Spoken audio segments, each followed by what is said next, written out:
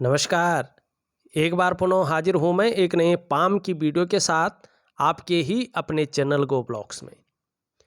एक सुंदर सी बालिका का हाथ है, बालिका है और सुंदर सी हथेली इनकी हमारे सामने विवेचना के लिए आई हुई है। यहाँ पे एक चीज़ मैं ज़रूर कहूँगा, हथेली के अनुसार बहुत बड़े चिन्ह इनकी हथेली में है। अगर ये सही से अपने जीवन काल में एक फोकस रखें, एक लक्ष्य बनाएं, तो जीवन में सफलता के उच्च शिखर को छू लेंगे। हायर लेवल वाली जॉब इनको मिल जाएगी, सरकारी नौकरी भी निश्चित तौर पे इनको मिल जाएगी। लेकिन अगर फोकस उस प्रकार से नहीं रहा, मन इसी तरह से भटकाव की स्थिति में रही और लापरवाही इसी तरह से रही, कोई संजीदापन ज़्यादा नहीं रहा, तो फिर व्यापार में आप जाएंगे। लेकिन व्यापार में सफल होने के लिए भी मेहनत चाहिए, फोकस चाहिए, एकाग्रता चाहिए। अगर आपने सफल होना है तो अपने फोकस को बढ़ाइएगा, अपनी मेहनत को दुगना कर लीजिएगा। निश्चित तौर पे जो आप चाहती हैं वो आप पूरी तरह से 100% पा लेंगी। ये निश्चित आपकी हथेली में है। आगे मैं सारे चीज़ों के ऊपर एक एक चीज़ दिखा के आपको जो है उसका विस्तार में जो है आपको दिखाऊंगा। यहाँ पे देखेंगे तो ये जो भाग्य स्थान है, इसकी जो उंगली है ये पूरी तरह से झुक रखी है और बहुत ज़्यादा झुक रखी है सूर्य की तरफ। इसका मतलब है कि जो आप मेहनत कर रहे हैं वो काफ़ी नहीं है। जो आपका दृष्टिकोण है, जो आपका फोकस है, उसमें कमी है। जिस प्रकार की मेहनत होनी चाहिए वो नहीं है, जिस प्रकार का फोकस होना चाहिए वो नहीं है, और जिस प्रकार की एकाग्रता होनी चाहिए उसमें कमी है। इसको पूरा करना होगा। और जीवन में एक बात ध्यान रखना है आपको, बहुत ज़्यादा मेहनत और परिश्रम करने के बाद ही चीज़ों में आपको सफलता मिलेगी। और कई बार दौड़ा धूपी का काम भी जीवन में आपको करना पड़ेगा, चाहे आप कितनी ही बड़ी जो है शख्सियत बन जाए, लेकिन ये चीज़ बनी रहेगी। दूसरी बात, इन दोनों के बीच में गैप है। जब जब आपके शनि कुंडली में साढ़े साती में होंगे, ढैया में होंगे या बकरी अवस्था में होंगे, तब तब इसका प्रभाव आपके जीवन पर गहरा और लंबा पड़ेगा। ऐसे में आप कई बार थोड़ी सी दुखी सी हो जाएंगी, कई बार सब कुछ होते हुए भी खुशियों में थोड़ी कमी रहेगी। लेकिन एक चीज़ आपके अंदर अच्छी है, यहाँ पे आपकी गुरु की उंगली देखें, ये भी पूरी तरह से झुकी हुई है, पूरी तरह से, और आपकी मिडिल फिंगर की तरफ। धार्मिक भावनाएं आपके अंदर बहुत बड़ी मात्रा में रहेंगी। ईश्वर में बहुत अच्छा विश्वास बना रहेगा और अपने आराध्य के प्रति समर्पण भी बहुत अच्छा रहेगा। कैसी भी परिस्थिति हो, लेकिन अपने आराध्य से जो है विश्वास नहीं उठेगा। दूसरी बात है, निश्चित रूप से एक दयालु आप रहेंगे। जो क्रूरता है, जो निष्ठुरता है, जो खड़ूसपन है, ये आपके व्यक्तित्व को कभी भी नहीं छू पाएंगी। एक अच्छी इंसान जिसे कहते हैं, हाँ, ऐसा व्यक्तित्व आपका बहुत अच्छा है। और ये आपके इर्द गिर्द रहने वालों को भी प्रभावित करेगा।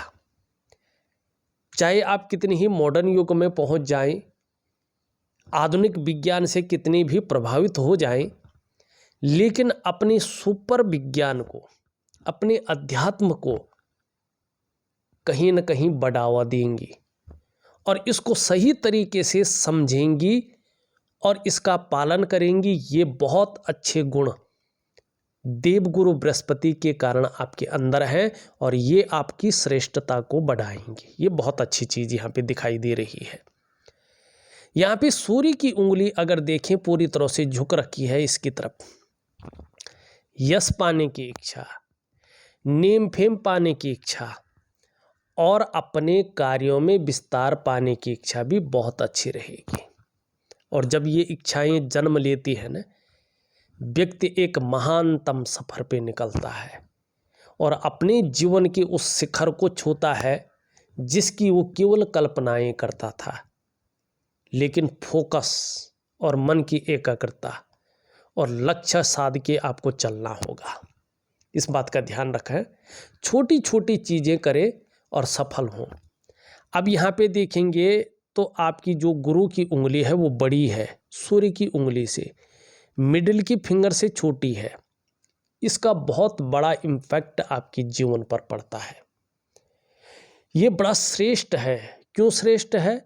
ये देवगुरु बृहस्पति पे बनने वाली उंगली है और बड़ी है तो श्रेष्ठ है, क्योंकि ये आपके अंदर कार्य कुशलता के गुण देती हुई दिखाई दे रही है।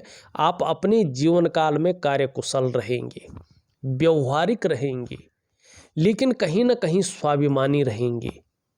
और स्वाभिमानी के साथ साथ औरों पर शासन करने की जो इच्छा है वो प्रबल रूप से आपके अंदर रहेगी। अपने वर्चस्व स्थापित करने की इच्छा, लीडरशिप की क्वालिटी, तो ये चीज़ें बहुत अच्छी हैं जीवन के लिए। सबसे छोटी उंगली पूरी तरह से झुक रखी है और आपकी इस उंगली की तरफ निश्चित तौर पे धन कमाने की ललक भी जबरदस्त रहेगी।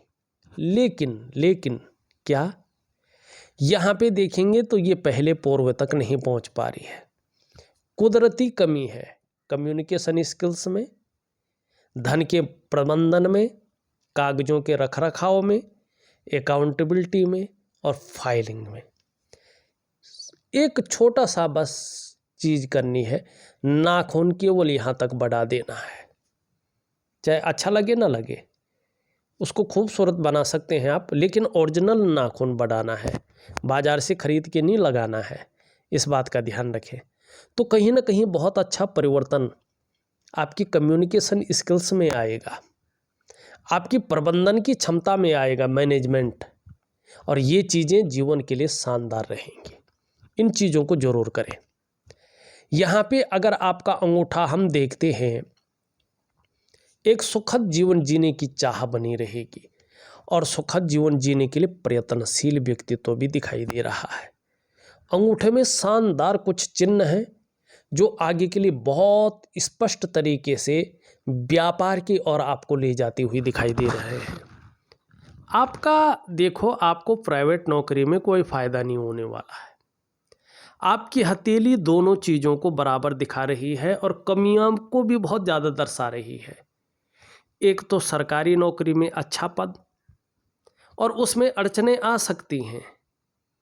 उसके बाद व्यापार, प्राइवेट नौकरी तो है ही नहीं, या तो व्यापार ही फलेगा या सरकारी नौकरी ही फलेगी। दो ऑप्शन आपके पास हैं, आप दोनों में से किसी में भी जा सकते हैं।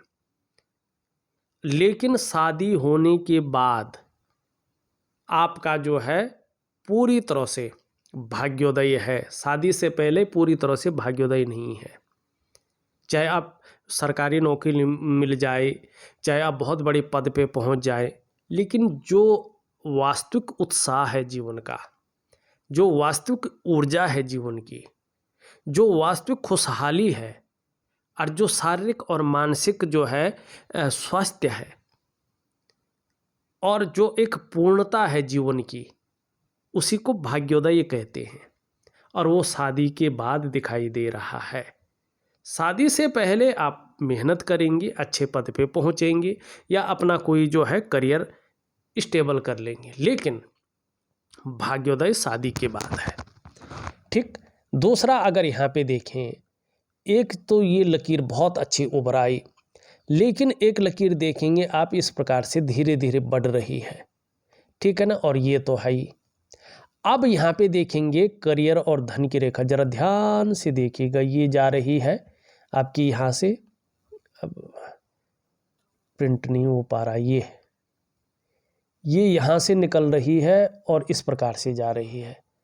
अगर ध्यान से हम देखते हैं, ये गई और ये धीरे धीरे धीरे धीरे इस ओर आ रही है।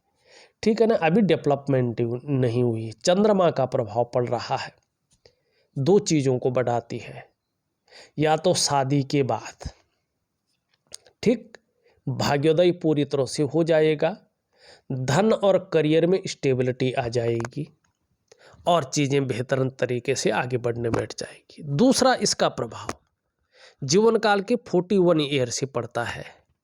41वें वर्ष से ऐसी स्थिति आ रही है कि प्रत्येक दिन आपके पास पैसा आएगा, प्रत्येक दिन।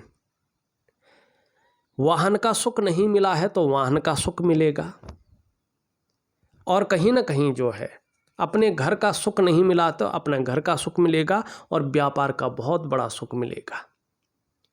ये है 41वें से। फिर 45वें वर्ष में भाग्योदय है, ठीक है ना, और उसके बाद शानदार जीवन है। लेकिन उससे पहले भी बहुत कुछ है, बहुत कुछ।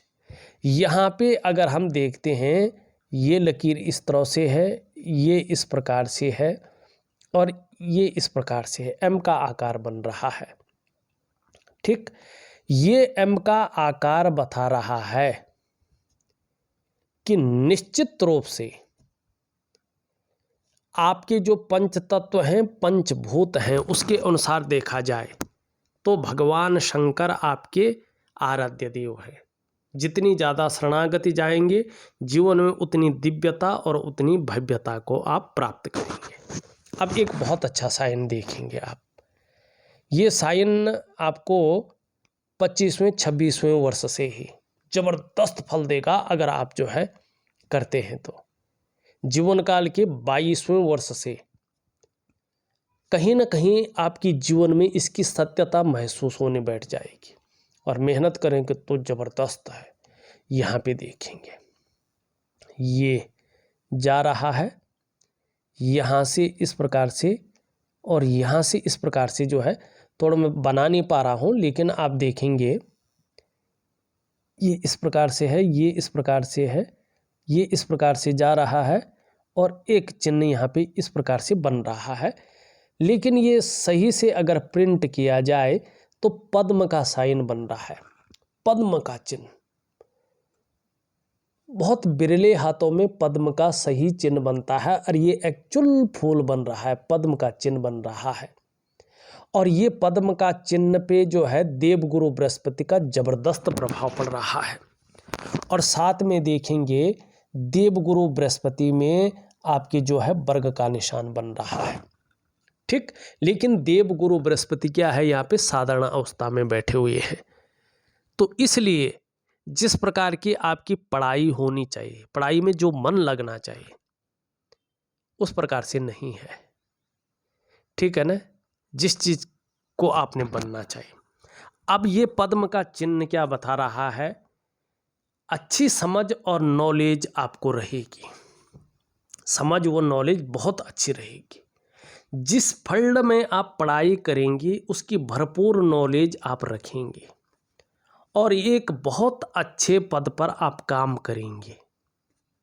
सरकारी नौकरी भी आपको मिल सकती है, और एक बहुत बड़ी हाई लेवल जॉब उसमें मिल सकती है, बहुत बड़ी पोजीशन आपको जो है मिल जाएगी, ये स्पष्ट बता रहा है, ठीक। अब ये चतुष्कोण बता रहा है कि अपने क्षेत्र में ऐसी नॉलेज रखेंगे कि उसकी टीचिंग तक दे सकें, और कितने ही गरीब परिवार में जन्म लिया हो फिर भी अपनी मेहनत और अपने परिश्रम के दम पर कुशल प्रशासक हो जाएंगे और अत्यंत उच्च पद को हासिल करेंगे, ठीक है ना। जैसे IPS IRS जो इस प्रकार की जो अधिकारी होते हैं, इसकी तैयारी आप करें। अगर आपको अभी से लगता है कि नहीं हो पाएगा तो समय मत गंवाएं, आप व्यापार की तरफ जाएंगे, फिर शनि इसमें प्रभावित हो जाएगा। आपको 12वीं करने के बाद पूरी तरह से निर्णय लेना है, पहले तो 10वीं से ही ले ले, बहुत अच्छा रहेगा। शनि बता रहा है आप अगर व्यापार करते हैं तो मैन्युफैक्चरिंग में कोई फैक्ट्री डालें या उत्पादन संबंधी बड़ा काम करें, उत्पादन या धातु संबंधी काम, बहुत बड़ा लाभ आपको हासिल होगा। और कहीं ना कहीं इतने धनवान हो जाएंगे कि आपकी कुछ पुश्तें उस धन को खाएंगी। आप अकेले अपने बलबूते पे ऐसी धन संपदा जोड़ेंगे। 2 ऑप्शन है, दोनों बहुत अच्छे हैं, प्राइवेट नौकरी नहीं है। ठीक, ये आपकी हथेली यहाँ पे स्पष्ट तरीके से बता रही है। तो आप इसमें जो है वो करें अपना। क्षेत्र में बता लेता हूँ, आप अपने बृहस्पति को अगर पूर्ण कर लेते हैं तो चाहे शिक्षा का क्षेत्र हो, चाहे इंजीनियरिंग का क्षेत्र हो, चाहे चिकित्सा का क्षेत्र हो, चाहे मैनेजमेंट का क्षेत्र हो, चाहे वाणिज्य का क्षेत्र हो या कानून का क्षेत्र हो, इन क्षेत्रों में आपको ज़्यादा सफलता मिलेगी और कामयाबी हासिल होगी। लेकिन अभी देखो, आपकी पूरी हथेली में एक जाल बन रहा है रेखाओं का। ये जाल अच्छा नहीं माना जाता है। कितने भी अच्छे चिन्ह हो, जन्म पत्री कैसी भी बढ़िया हो, कितने भी बड़े राजयोग बन रहे हों, फिर भी अगर ये जाल है तो कुछ नहीं है, ये उभरने ही नहीं देगा। और इसका सबसे पहला प्रभाव पड़ता है आपके मन पर, आपके मस्तिष्क पे। ये उलझन में व्यक्ति को रखता है, ये दुविधा में व्यक्ति को रखता है, ये कन्फ्यूजन क्रिएट करता है और आपकी जो निर्णय लेने की शक्ति है उसको ख़त्म करता है। आप जीवन के लिए, अपने करियर के लिए कोई भी सही निर्णय नहीं ले पाती हैं, निर्णय लेने की स्थिति में नहीं रहती है। फिर घर वाले कहते हैं यार यह क्या है, लोगों के बच्चे तो ऐसे हैं, इतने हैं। अरे भाई, कुछ ऐसी चीज़ें हैं जो इनको रोक रही हैं, उस चीज़ को ठीक करो। और इस चीज़ को ठीक आप कर सकती हैं। मैं आपको एक दिव्य योग ध्यान क्रिया, एक दिव्य सूर्य क्रिया और एक वनस्पति स्नान दे रहा हूँ। विधिवत तरीके से करिएगा, इसमें ढिलाई मत करिएगा। जीवन में करियर और धन का बहुत बड़ा महत्व होता है, भाग्य का बहुत बड़ा महत्व होता है। ये उम्र है, यहाँ पे चूकना नहीं है, चीज़ों को करना है, बेहतरीन जीवन जिएंगे। दूसरा इसका प्रभाव पड़ता है स्वास्थ्य पे। ये शारीरिक या मानसिक स्वास्थ्य में विकार देना शुरू करती हैं, जीवन में स्वास्थ्य ठीक नहीं रहता है। तो अपने स्वास्थ्य को बेहतरीन रखना है, चाहे मानसिक हो चाहे शारीरिक हो, तो दिव्य योग ध्यान क्रिया और आपको वनस्पति स्नान करना है। तीसरा इसका प्रभाव पड़ता है आपकी आर्थिक सेहत पे। आर्थिक रूप से ये व्यक्ति को बीमार बनाती है, धन का संचय नहीं कर पाता व्यक्ति, हथेली में धन नहीं टिक पाता है। चौथा इसका प्रभाव पड़ता है रिश्तों पे। रिश्तों पे किस प्रकार से पड़ता है? जैसे आप अनमैरिड हैं, अगर विवाह करने के लिए माँ बाप रिश्ता ढूंढना शुरू करेंगे तो बड़ी अड़चनें आती हैं, विवाह होने में देरी होती है, ठीक है ना, अड़चनें आती हैं, देरी होती है।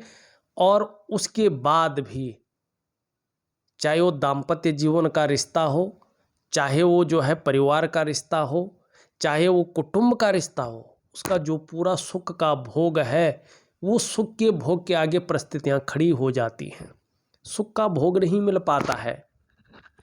और इसमें चौथा, पांचवा सबसे बड़ा प्रभाव पड़ता है आपकी डेवलपमेंट पे, आपकी प्रोग्रेस पर, आपकी सफलता के स्तर को ये घटाती हैं, जीरो की ओर ले जाती हैं। मानी जीवन की जो मुख्य 5 आयाम हैं, मुख्य हैं, जो रीढ़ है, ये आधार हैं, इनके बिना कुछ नहीं है, इन पे ही इसका प्रभाव पड़ता है। इस चीज़ को ठीक करने के लिए दिव्य योग ध्यान क्रिया और वनस्पति स्नान आपके लिए बहुत ज़रूरी है। इस चीज़ को ज़रूर करिएगा। यहाँ पे आपकी अगर हम देखें, इस प्रकार से रेखा जा रही है, धीरे धीरे आपकी महत्वाकांक्षाएं बहुत अच्छी बढ़ेंगी, इसका लाभ होगा। आपकी सोच भी हमेशा बहुत आगे बढ़ने की रहेगी, इच्छा भी हमेशा टॉप लेवल तक पहुंचने की रहेगी, और एन केन प्रकारेण जो भी हो सकता है आप करेंगे भी। यहाँ पे मस्तिष्क की रेखा, अच्छी खासी यात्राओं का लाभ भी मिलेगा। लेकिन जब जब बृहस्पति इस प्रकार से साधारण होगा तब तक चिंताएं भी रहेंगी। एक रेखा इस तरह से जा रही है, बहुत अच्छी है, कम्युनिकेशन स्किल्स बढ़ेगी, सेल्स और मार्केटिंग के गुण हावी रहेंगे।